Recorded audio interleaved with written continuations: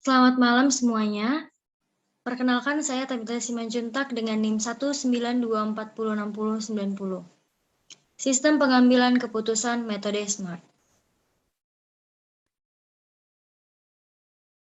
Kelompok 2. Nah, sebelumnya teman-teman pernah berpikir tidak bahwa untuk menentukan siapa pemenang dari ujian, bukanlah dilihat dari benar atau salahnya kita menjawab soal tersebut, tapi ternyata mereka melihat dari bobot kriteria yang mereka buat sendiri.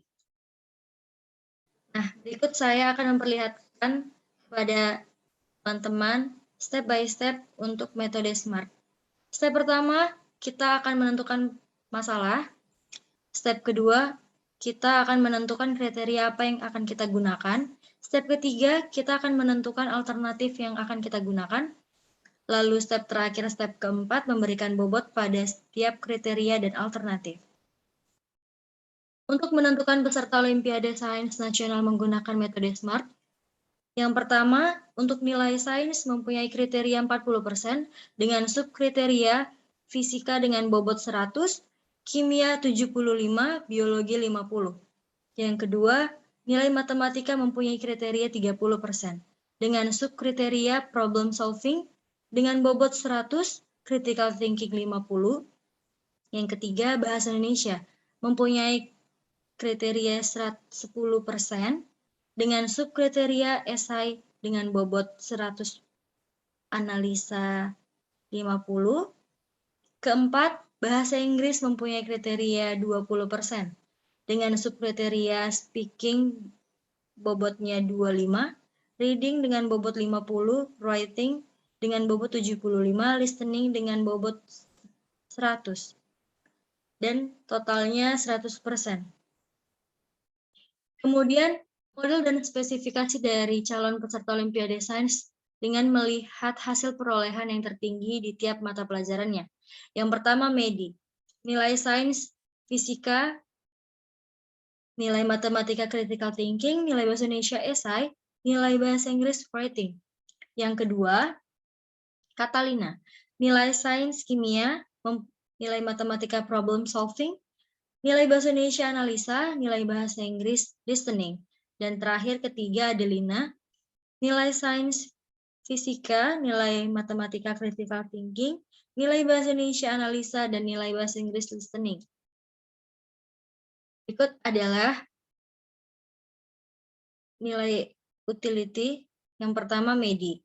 Nilai sains dengan bobot 100, normalisasi 0,4, hasilnya 40. Untuk matematika dengan bobot 50, normalisasi 0,3 dengan hasil 15. Bahasa Indonesia dengan bobot 100, normalisasi 0,1 dan hasilnya 10. Bahasa Inggris dengan bobot 75, normalisasi 0,2 dan mempunyai hasil 15. Kemudian totalnya 80. Yang kedua Catalina, nilai sains 75 dengan normalisasi 0,4 dengan hasil 30. Matematika mempunyai bobot 100, dengan normalisasi 0,3 mempunyai hasil 30. Bahasa Indonesia mempunyai bobot 50 dengan normalisasi 0,1 menghasilkan 5.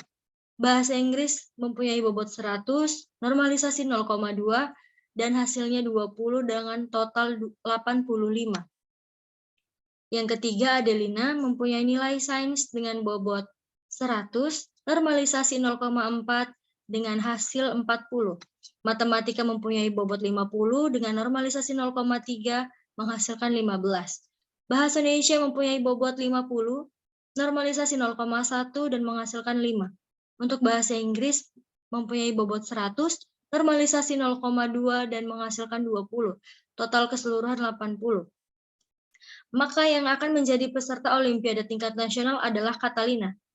Karena Catalina mendapat total paling tinggi yaitu 85.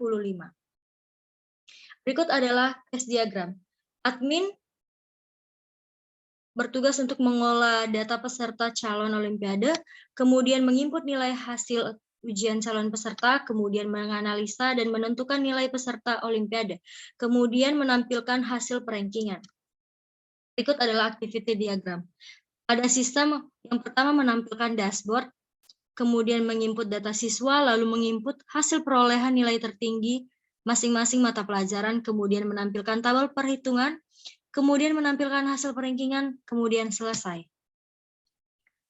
Pada bagian administrator, pertama masuk ke aplikasi, kemudian menampilkan dashboard, kemudian input data siswa, lalu menginput hasil perolehan nilai tertinggi masing-masing mata pelajaran, kemudian menampilkan tabel perhitungan, kemudian menampilkan hasil perankingan, kemudian selesai. Berikut penjelasan dari saya. Jika ada kata-kata yang saya salah dalam penjelasan, mohon dimaafkan. Sekian dan terima kasih. Selamat malam.